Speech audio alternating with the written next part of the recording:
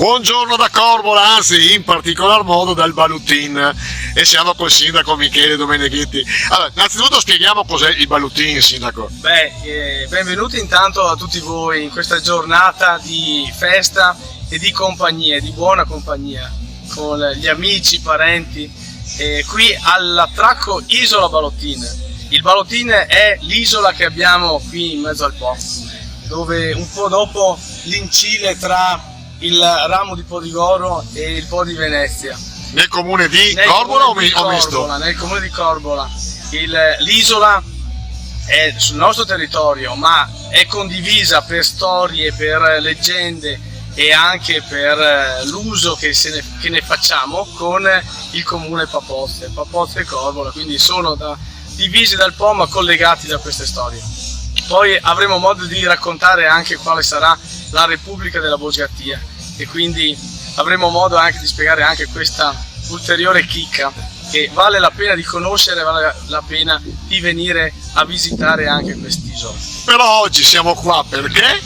Noi oggi siamo qui per la seconda edizione di Delta in Griglia, edizione 2023.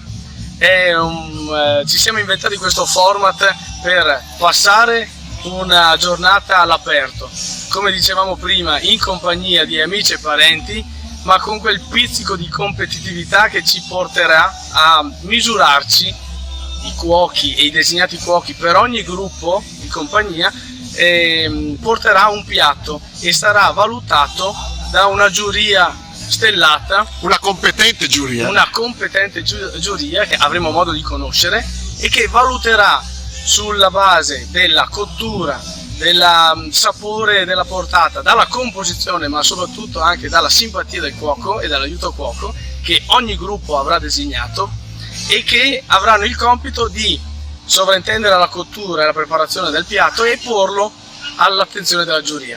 Quindi una modalità per restare insieme tutto il giorno, come si diceva all'aria aperta, ma avere qualche cosa in più per potersi misurare.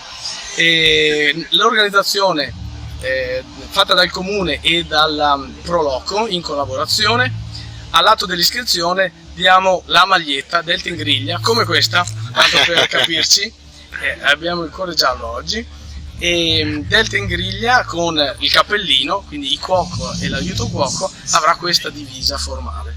Ecco, come avete visto il sindaco come Superman si è aperto la maglietta con Delta in Griglia. Noi seguiamo la giornata, naturalmente seguiremo anche le premiazioni e bravi a Corbola, però vogliamo saperne un po' di più su Repubblica di Bosgattia, però il prossimo giro. Siete tutti